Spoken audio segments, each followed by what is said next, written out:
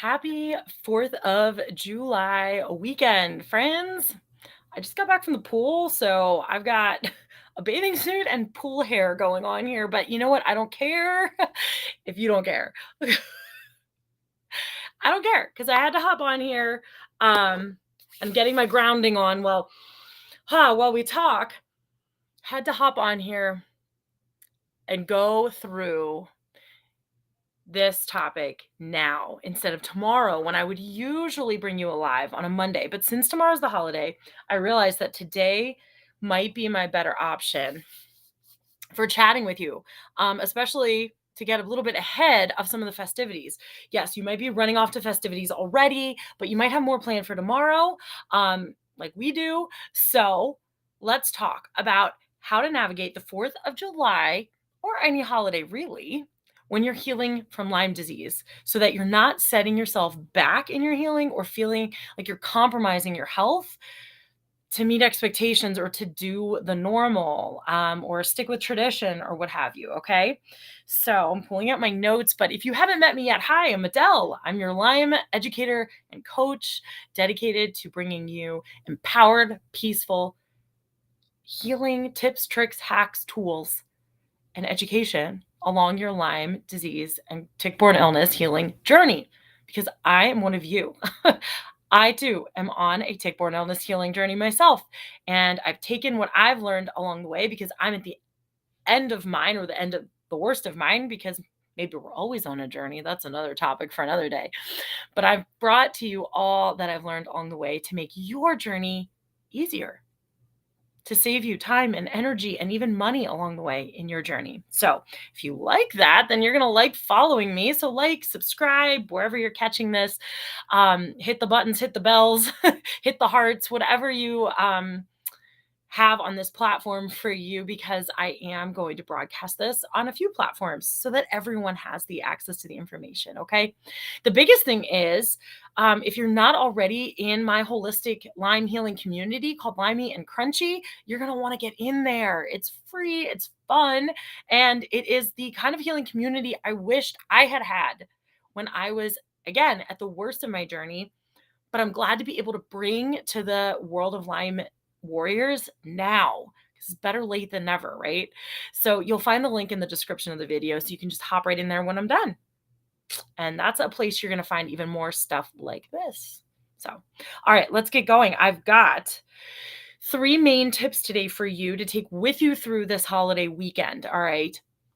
Probably, they're not in any particular order, although probably this first tip, at least, I think might be the most important, because if you're not going to do this, you may sabotage any other effort you make to stay well through the holiday weekend. In this case, I'm coming to you on the 4th of July weekend, but again, these tips are applicable for any holiday, really.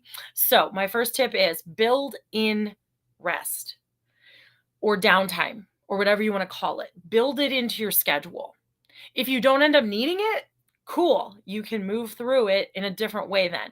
But if you've already established what your rest or downtime boundaries need to be for yourself, then you can move forward confidently knowing you're addressing the fact that your body, mind, emotion, spirit, any of that might not keep up with the events of the weekend. And that's okay. That's normal for people that aren't even on a healing journey like ours in the Lyme world. Okay.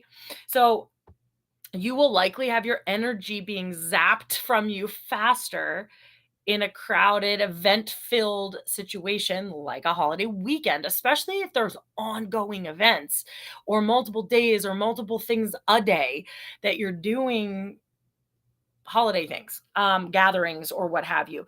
Plus, even if the circumstances feel restful, like I'm lounging by the pool or I'm just sitting at a barbecue with my feet up or whatever, it still might be that you are having energy reserves pulled from you more quickly.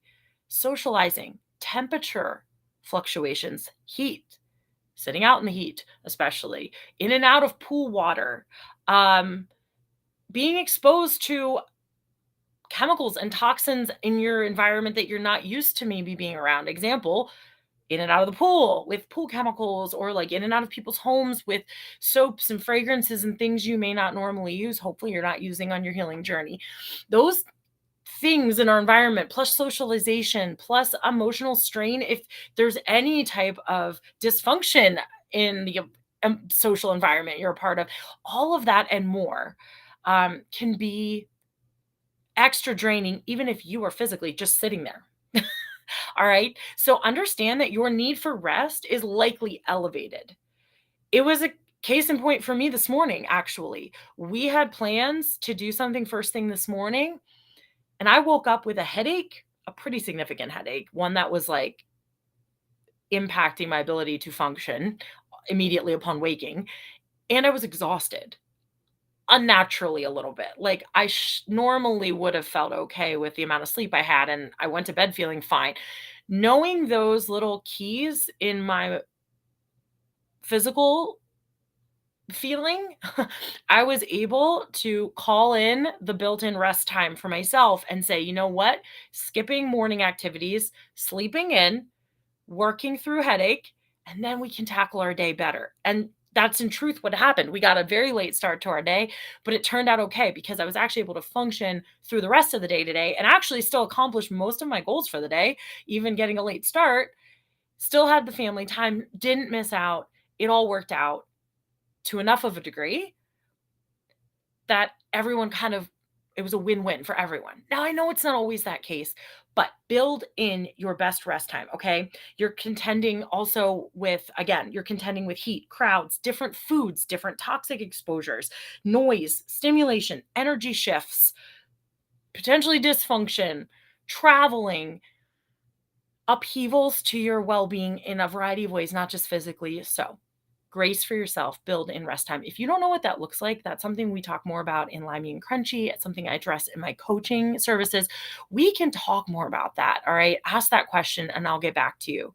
If you're like not even sure where to start in what your restful boundaries might look like for you. It is different for everyone, as you probably figured, because that is my main motto. Healing is different for everyone. But there are some key points along the way that are like pillars of health for most of us, at least. So we can build off of those for our unique needs. So my second point is another pillar that you can build off of for your unique needs. Prioritize your needs unapologetically. You see how this would have to be customized. This is also part of the whole boundary setting situation for any of us. Again, getting in touch with your boundaries is something we go over more in Limey and Crunchy, but if you're already starting to dabble with that or you're really good at it by now, cool. Call it in right now. You don't owe anyone an apology. You don't also have to be mean about it. You don't have to feel like you're being fussy about your needs.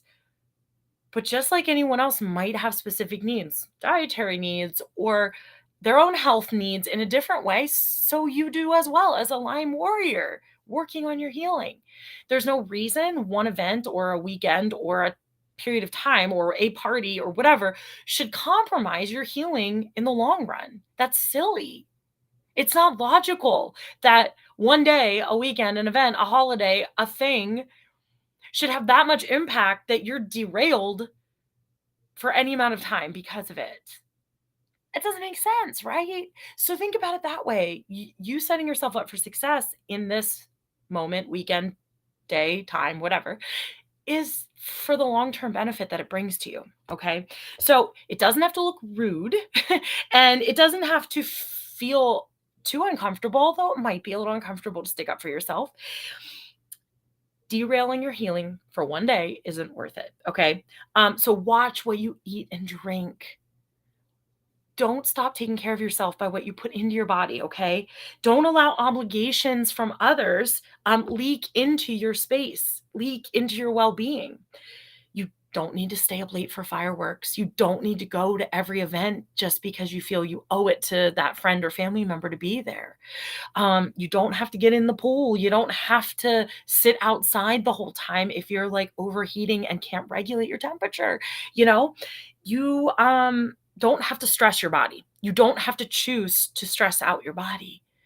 Your empowered healing starts with you choosing what's best for you and your body and your needs. And that can change on a dime. That's also okay. and normal. So if you have to say, like, look, I'm really sorry. I agreed to come, or I agreed to do this, or I made a commitment, but circumstances have changed at the last minute here, and I am not doing as well as I thought I would be, and I need to take a step back. I need to make this adjustment. I need to, whatever, not eat this, refuse that, make a change, pivot, whatever. It's okay. You have permission, if not from anyone else, from me, to do what you need to do. You can still have fun without creating havoc for your body and your healing journey. And that brings me to my third point, actually, because I didn't want this to just be about what you shouldn't be doing or what you should do. I don't want to should on you this whole time, but I do want to tell you, you can create your own fun and your own peace. So while you're setting maybe some boundaries around your weekend, what can you do to create what would be meaningful and helpful even to you and not compromise the fun of the festivities still? All right. So, what can you bring to the table? Because even while healing, even when you don't feel your best, you still are you. You're not a diagnosis. So that means you still have fun and influence and a magnetism about yourself that you can bring to the table no matter how you're feeling.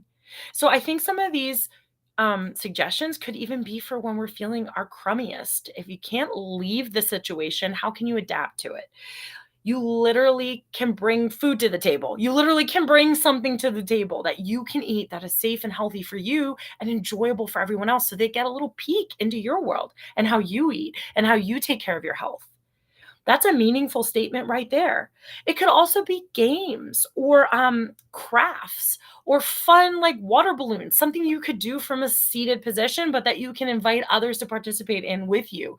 It could even be blowing bubbles or something easy like that, which encourages deep breathing, by the way, to blow bubbles, and also is like universally fun, even for adults. Don't let them tell you otherwise. I've never met an adult that wouldn't jump in on blowing bubbles with others. If you start the trend, I guarantee you other grown-ups are going to hop in with you. Never mind any kids around you too. How fun is that? Or even blowing up balloons, like they don't even have to be water balloons. Trying out balloon animals, YouTube videos, some of that. Grab some cheap balloon animal balloons and try it. Why not? It can be fun and easy things that, again, encourage you to deep breathe maybe a little and are engaging the crowd around you potentially too. It could be, like I said, even water balloons I mentioned, because you can all cool off that way. If you can't get out of the heat, that could be like a quick and easy tool in your back pocket. You literally could stash some water balloons in your back pocket and whip them out when everyone's getting a little overheated, yourself included. So think about strategy behind fun that's also useful for your healing journey, and maybe doesn't even require you to get out of your chair or to exert your energy too much in the moment. So also, the other fun thing that I like to do, and have done even since college, is I like to be the girl that brings the fun, non-alcoholic mixed drink to the party, because alcohol is not always in our best interest on our Lyme healing journey, but it doesn't have to dampen the fun. And chances are this holiday weekend, especially with the 4th of July, there's plenty of booze potentially where you're going. If that feels hard, whip up a fun mixed drink, or just Google a fun mixed drink recipe that's non-alcoholic. It's pretty easy to sub out clear liquor like vodka, even tequila, stuff like that, with like a lemon lime soda. And I know sugar is still a culprit too, and there might be some compromises to be made, but you could try a lemon lime sparkling water that doesn't have sugar, or a naturally sweetened drink instead. Using, a little agave or a little honey or something else instead of sugars or artificial sweeteners. So think outside the box a little bit. Give yourself a moment to like really brainstorm what would feel good for you to bring to the table in a fun, meaningful, creative way, even while you're healing. You don't have to just sit back in the corner and not participate in fun. You deserve fun, and fun is healing too. Laughter is the best medicine, right? All right. I hope these 3 tips gave you some tangible go-to ideas to get you through a holiday weekend without setting you back in your healing journey. Let me know though in the comments what works for you, what helped you get by. And if it wasn't so great this holiday weekend and you're catching this replay and you're like, man, it really bombed and my health is like hugely set back, let's talk about it. Let's revisit what we could do better going forward, because we could all learn from that here too. It's not just one of us that's struggling. I guarantee you, we all have our struggle bus moments. I shared with you mine from this morning. Okay. It hits us all, even when we're feeling really well. So awesome. Take note of the description of this video. You'll find the link to Limey and Crunchy. I invite you to hop in there with us. That's the best holistic healing community out there, geared towards positive mindset, fun, and the reality of empowered healing and what that can look like for you. Also, I want to make sure you catch that I've got a case study program going on with my Design Your Holistic Lyme Healing Blueprint. That's a huge mastermind program that I've rolled out for the pillars of healing Lyme disease to be made accessible to you in a more time-sensitive, energy-efficient way. And I bet you'll even save money going through that program as well, because you won't be throwing spaghetti at the wall waiting for something to stick and work on your healing. We're going to get down to the nitty-gritty of what healing can look like outside of treatment alone even. It can work in conjunction with treatment, or if you're not currently treating, you can still do this program and see results right away within the time frame of the program even. If that really sounds great for you, then listen up. You can get 90% off, limited time only right now for that at the time of this recording. All right. When seats are filled, it's gone. This case study opportunity is here because I've rolled this program out this summer. And so in exchange for that insane discount that I decided needed to happen, I'm just going to get some feedback and a few pieces directly from you to help further the growth of the program and everything else I'm doing. And so it'll be a win-win, but I wanted to make it the optimal win possible. I know that finances have held some of us back on our healing journey, and I wanted to eliminate that barrier for people. So even if 90% off still feels like it's not going to be doable, I even will go so far as to offer payment plans to make it as accessible as I possibly can. Case study only. So limited time offer, limited seats available. You're going to want to reach out to me right away if that's something you're even thinking about, and we'll just talk and see if it's a good fit, if seats remain. All right. So I hope to see you there in the case study as well. Hop into Limey and Crunchy. Reach out to me about the case study program right now. Go forth and conquer your holiday weekend as well. May you use it to further your best healing journey. Bye for now.